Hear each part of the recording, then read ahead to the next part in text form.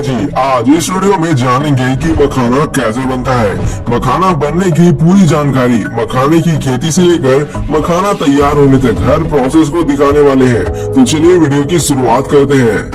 आपको बता दें कि मखाने की खेती किसी खेत या जमीन पर नहीं की जाती, बल्कि मखाने की खेती तालाब में की जाती है। मखाने की बुआई से पहले अक्टूबर नवंबर के महीने में तालाब से जलकुंभी और अन्य खरपतवार को निकाला जाता है और फिर दिसंबर से जनवरी महीने तक कुछ इस तरह तालाब में मखाने की बीज की बुआई की जाती है।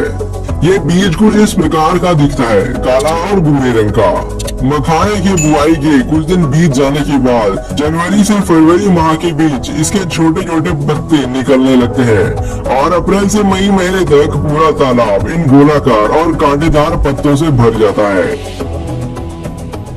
और इसके जड़ भी काफी लंबे और रेशेदार हो जाते हैं, जो तालाब में नीचे तलहटी पर चले जाते हैं। उसके बाद अप्रैल महीने के अंत में इसके छोटे छोटे फूल भी आना शुरू हो जाते हैं और मई महीने के पहले सप्ताह में ये फूल काफी संख्या में आने लगते हैं। ये फूल बैंगनी रंग का होता है, जो कि काफी खूबसूरत दिखता है। अब मई महीने के अंत से फल भी आना शुरू हो जाते हैं। मखाना का फल स्पंजी और कंटीला होता है और इसमें बीज की बात करें तो औसतन एक फल में 70 से 110 बीज होते हैं और यही बीज आगे चलकर मखाना बनने वाला है।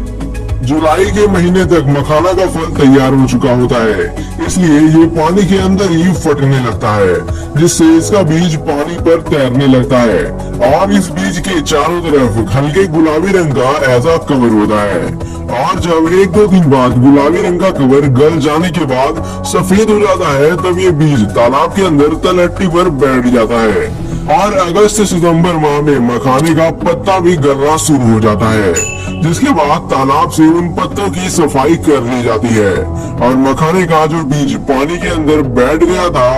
अब उसे बाहर निकाला जाएगा, जिसके लिए ये किसान लकड़ी से बनी इस बड़ी सी छल्ली नुमा टोकरी, जिसे यहाँ की भाषा में गांज कहा जाता है, उसकी मदद से कुछ लोग इस तरह से पानी के अंदर से मखाने के बीज को निकालते हैं। सच में हमारे किसान भाई बहुत कड़ी मेहनत से इस काम को करते हैं और जब सारा बीज निकल चुका है, इसे कुछ इस तरह पैरों से मसलकर बीजों की सफाई करते हैं, जिससे बीज के ऊपर का कवर निकल जाता है और फिर इन बीज को पानी से साफ कर लेते हैं। बाद में इन्हें बोरों में भरकर इसके अगले प्रोसेस के लिए तैयार किया जाता है। इसके लिए इन सभी मखाने के बीजों को धूप में अच्छी तरह से सुखा लेते हैं और फिर खास प्रकार के छलनी से छानकर अलग अलग आकार वाले बीजों को अलग करा जाता है और फिर इन बीजों को अच्छी तरह फैलाकर धूप में सुखाया जाता है, जिससे इसका रंग काले से गहरे लाल रंग में बदल जाता है। उसके बाद इन बीजों को उसी दिन बिना बालू के मिट्टी के कढ़ाई में भुना जाता है और बुनाई के बाद इन बीजों को टोकरियों में ठंडे छायादार जमीन पर कुछ दिनों तक रखा जाता है, जिससे बीज के कड़े छिलके और अंदर का मुलायम लावा ढीला पड़ जाता है। अब थोड़ा थोड़ा करके इन बीजों को कढ़ाई में भुना जाता है। आपको बता दें कि बीज को भूनने के लिए 4 मिट्टी के और 1 लोहे की कढ़ाई की जरूरत पड़ती है। भूनते समय लोहे की कढ़ाई से बीज के द्वारा फट-फट की आवाज आने पर इन बीज को कढ़ाई से निकालकर लकड़ी के पीठे पर रखकर लकड़ी से बने थापे से मारकर फोड़ा जाता है, जिससे छिलका टूटकर अलग हो जाता है